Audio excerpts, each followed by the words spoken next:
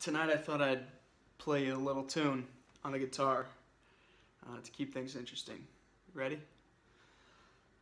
I'm just kidding. I'm not actually going to play the guitar. Although I know the C and the D chord.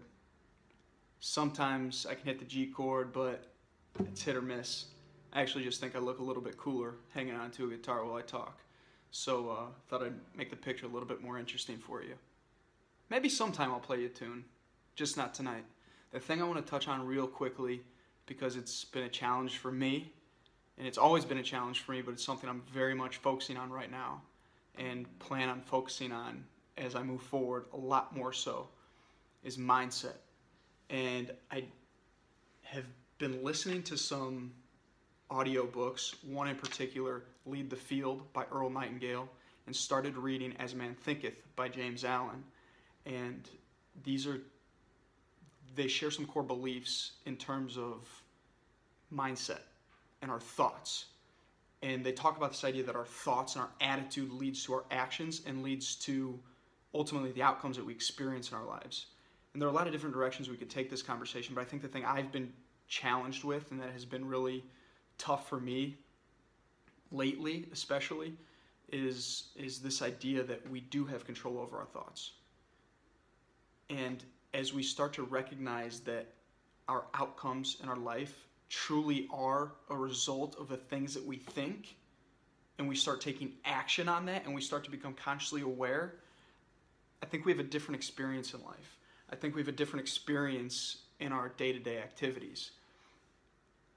In my situation, in my experience that I've had, something happens. I don't have a specific example to share right now, but something happens, an individual, whether a friend, family member, or coworker says something or does something, and all of a sudden we think, oh my gosh, that action means X to me. But in reality, a lot of times, the way that we view that result is a matter of a lot of presuppositions that we've created and have built up throughout our lives to lead to our immediate reaction. And we think it has to mean a particular thing to us or for us because of our past experiences. But a lot of times we haven't created those past experiences or things that have happened to us. And now all of a sudden, because of those experiences that have built up over time, we start to have presuppositions that are just unconsciously conditioned in us. And it's been something I've tried to focus on my whole life, because I've always been a person that believed in mind over matter and the belief that our attitude and our thoughts lead to our actions and our results. But it's tough. No matter if you've thought about it your whole life or not, it is tough to become consciously aware of these things that challenge us on a regular basis. So I think the point is that there are things that will happen in our lives that we have the opportunity and ability to really choose what that means to us. We can decide how we think about something, how we think about a particular result or an occurrence in our life, whether it's a negative outcome or something we might think of as a failure.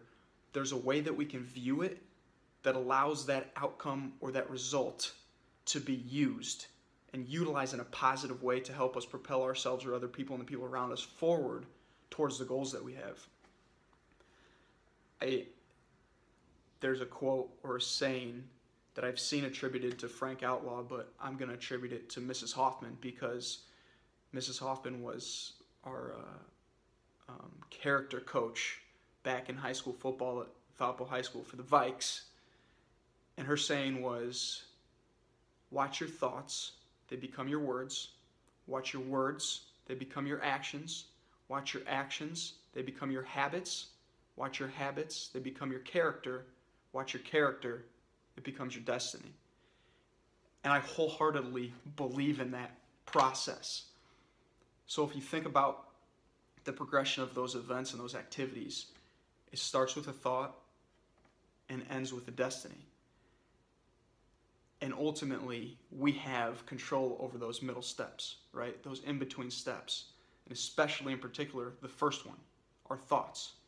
As much as we subconsciously allow thoughts to come into our mind, we can start to become self-aware of those thoughts and then start to take control of those thoughts and structuring them and creating them in a way that will propel us forward and be more positive in terms of the experience we can have because of those thoughts, which lead to our actions and our habits and our behaviors and so forth. So it's been tough for me. It's always been tough for me, but it's something I'm constantly focusing on and trying to bring back into my life and really concentrate on becoming more consciously aware of the thoughts that I have, which lead to my actions, which lead to results and outcomes. And better understanding the fact that I can decide what a particular event means in my life. Somebody says something, somebody else does something, something occurs outside of my control. I have the decision, I have the option to decide what it means for me, how I can use it in my life to be a positive result, to be a good thing, to propel me and the people around me, my family and friends, to a better scenario, a better situation at the end of the day. So that's a challenge I've had, and if you've had the same challenge, I leave it up to you.